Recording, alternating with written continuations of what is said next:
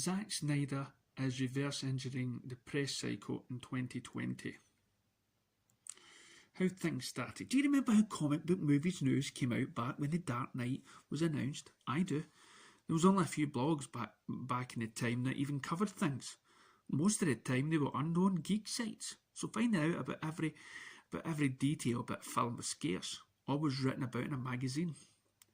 I remember about finding out about Heath Ledger being cast as Joker, and only knew about it because someone telling me they heard it. That was how news and information spread. Hearsay. Fast forward 2012, when The Dark Knight Rises came out and the landscape was completely different. Most of the blogs were back in 2008, relatively speaking, to 2020. But now, they were the de facto head honchos of the Cool Kids Club equivalent of comic book movie news. It was a commonplace that most of the sites had huge followings, were granted set visit access, and were meant to spread out all sorts of information about the upcoming blockbuster films. And it was great press. The only problem arose as some of the major sites began to choose sites and how they reported the news, or talked about certain studios and their films. This created a divide among readers, ultimately shifted things into tribalism of DC versus Marvel, which was only the beginning. 2012 was a game-changing year, and not because the main said so. From 2008 to 2012, Marvel released 5 films leading up to the 6th. That film would be the culmination of those previous 5 and the biggest team-up event ever. But each one of those films, starting in 2008, was heavily analysed, and it was one of the main components to how these relatively smaller blog sites became such juggernauts of the social platform. With huge followings, people wanted these films explained and their theories written out to feel like they were a part of the entire experience. So, that the year the Avengers were released, and in essence it did what Superman the movie did to viewers back in 78. It created a template for future films, and by doing so it made people realise a way to have more than just one superhero film in a film at a time and make it a success. All the fan speculation and build-up over the years were deeply rooted in the explosion of the articles written about the MCU. So imagine in the following year, that was 2013, a solo film coming out about Superman. And remember that divide I talked about, where sites started choosing sides of what movies were made right and which were wrong. Enter Man of Steel. Fans of the DC films were accustomed to having their heroes staying in their own worlds. That's why the Dark Knight trilogy came out at the perfect time, because no one was asking, where is Superman or Wonder Woman? It was clear from the very beginning that they didn't exist in that timeline. But that also meant that Warner Brothers couldn't capitalise on the multi-billion-dollar possibilities that their rival Marvel was venturing towards. The past 2 Batman films grossed over $1 billion, so that could happen if you brought in more heroes than just Batman. Well, Zack Snyder was working on Man of Steel before anyone knew Avengers would be a success. But also he was on record saying that to add the pantheon of great heroes that would be the Justice League, you needed to get Superman's house in order. And so he delivered a story about Superman that made me a huge fan of Batman, changed my mind about that character. It was told on this grand scale that made other superheroes films look simple in comparison. At least that's how I saw it when I watched it for the first time, because leading up to it I wasn't aware of sites breaking down Marvel films to the simplest forms, to contextualising everything, so I had zero bias about what shouldn't or shouldn't be in a comic book movie. It wasn't until Man of Steel that I realised the attack on Zack Snyder had stemmed long before 2013. Going back to 300, every Zack Snyder film I ever watched changed me. Action was never the same, and once I saw Watchmen, I became a fan of the graphic novel overnight.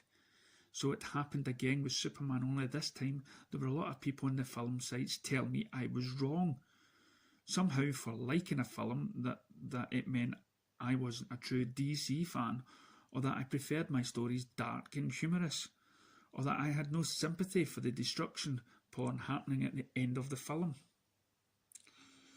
And now, because I enjoyed an aesthetic, I was wrong in my choice of superhero films, or at least that's how I viewed my anticipation for BVS, Zack's follow-up to Man of Steel. Looking at Snyder's filmography and a massive Batman fan, I was all in for this film. I remember watching the trailers and never been excited about a film as I was with BVS. I started to notice very few people would write anything positive leading up to the release. In fact, it wasn't until later that I discovered that the press and film sites were denied a set to visit to BVS. I'll bring that up later. Something they had grown accustomed to over the past 8 years. March 24th, 2016, the day I had awaited, finally arrived, and I was memorised at the time. My 8-year-old daughter and I witnessed one of the greatest films we've seen together. It was an experience I'll cherish forever, and it was because of BVS that I began to collect comics again. I stopped years before that, but I remember right after the release, sites began to criticise the film in the most overzealous and hyperbolic ways I've ever witnessed. I was perplexed because I couldn't grasp the disdain for what I considered the greatest comic book film ever, full bias included. Here. Why were all these sites and blogs continually talking about the hatred for a film? I remember there was only one site that I ever saw writing positive articles about BVS. It got to the point that even the comment sections would highlight this must be an insert name article because it's positive. That's actually how I realised that Andrew Dice and Stephen Cohert were the writers of those Screen Rant articles, but finally I found a connection. Through all the noise, I could finally read about my favourite film and a few people who saw what I saw and appreciated Zack's work, because if there were any back then, you would understand how difficult it was to be even online, much less read any articles regarding Batman v Superman. We all remember where we were when we first witnessed the article version of Justice League. But now, 2017 was an important day. We just didn't know it yet. I've told this story a few times, but the darkest day birthed a new era. Do you remember those visit denials from BVS? Well, the studio made Zack implement that for Justice League and had them release their articles shortly after set visits. Articles are usually released and lead up to the film, not during the making of it. That's how bad things had gotten. This once all-powerful studio had succumbed to the fear that they had by bloggers whining about something they weren't fans of in the first place. So everyone didn't like BVS was invited to visit Justice League. I laugh every time I think about it, but I digress. The studio got what they wanted out of it. Press was now in full belief that Zack Snyder had changed his film to be a lighter in tone and match that of the Marvel films, and the anticipation of Justice League was a difficult affair. We know what happened, and as someone that loved the previous outings of DC films, I was nervous it would be something I enjoyed, but witnessing the catastrophe of the debacle sparkled a fire in a lot of people like myself. I began writing on Reddit and looking at editing versions of the film that removed all of Joss Whedon's scenes I could stomach.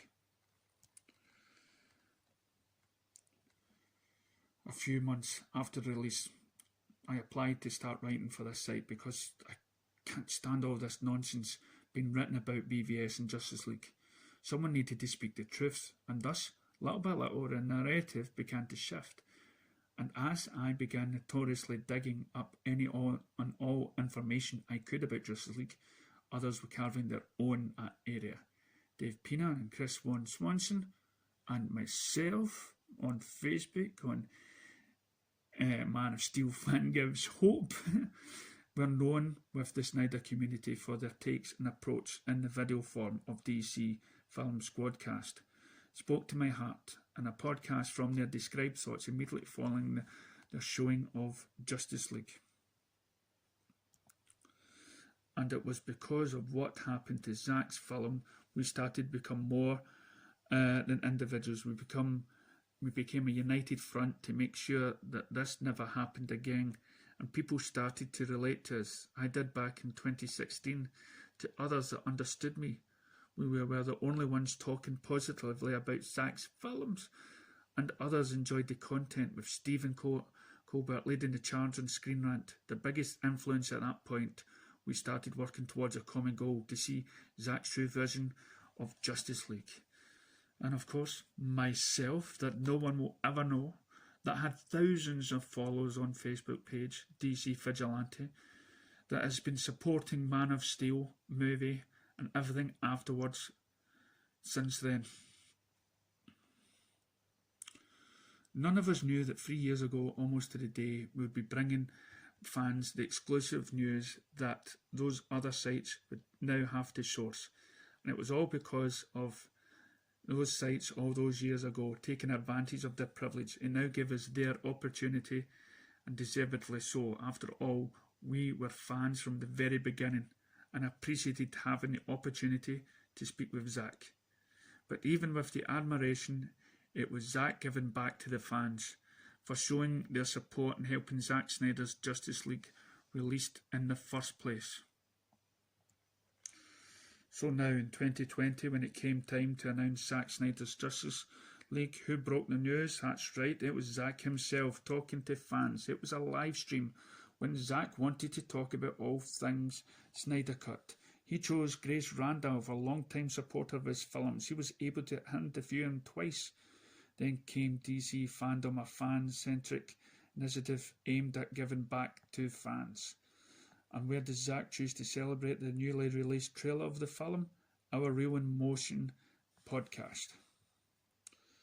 But that wasn't the last time he would talk with some of the people that they were there from the beginning. He then showed up in an interview on Dave Fina's channel to discuss Zack Snyder's Justice League. Even after that, Zack gave a one-on-one interview to Chris Swanson to discuss all manner of topics.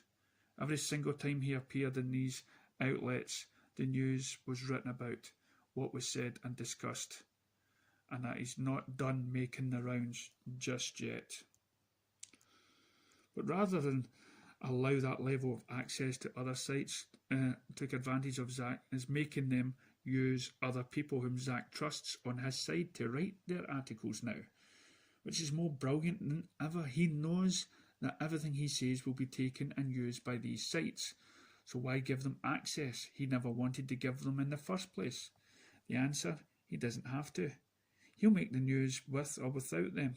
So instead, the hierarchy of geek sites taking advantage of readers, he's taken back control of how information is delivered. Following in Zack Snyder's footsteps is a newly formed HBO Max streaming service. I've never seen a company be as actively engaged with its fans. I have it with the social media accounts under Warner Brothers brand. It's like they saw how appreciative and accepting Zack was treated with his fans, that they replicated that style in other areas. It's no longer an odd thing to see TNT boast about Zack Snyder's Man of Steel, or AT&T tweet out a Ben Affleck gif in response to a fan inquiry about a future Batman series on HBO Max. It's almost as if the AT&T brand wanted to utilise the very thing that Warner Brothers was trying to hide and shun the entire time, that Zack Snyder is a household commodity. And now, while people are involved with live streams and podcasts than ever before due to COVID-19, while others are barely trying to get started with their interviews and video quality, the rest of us have been preparing for all of this for 3 years plus, in light of how bad the media treated Zack Snyder all these years.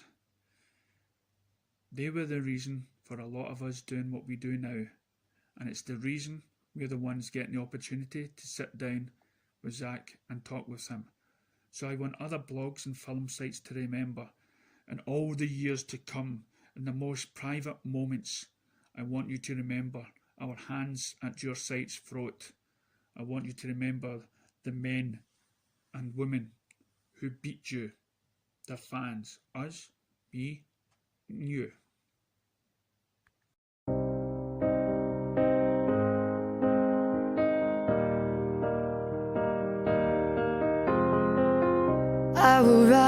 I will climb, I will soar.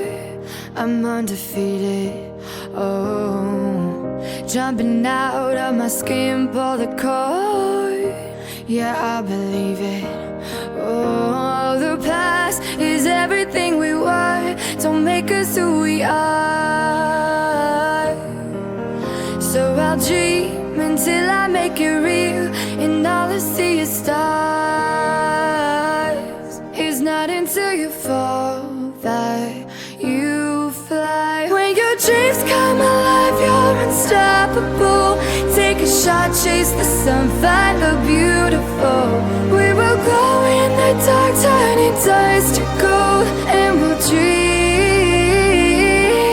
impossible. Possible.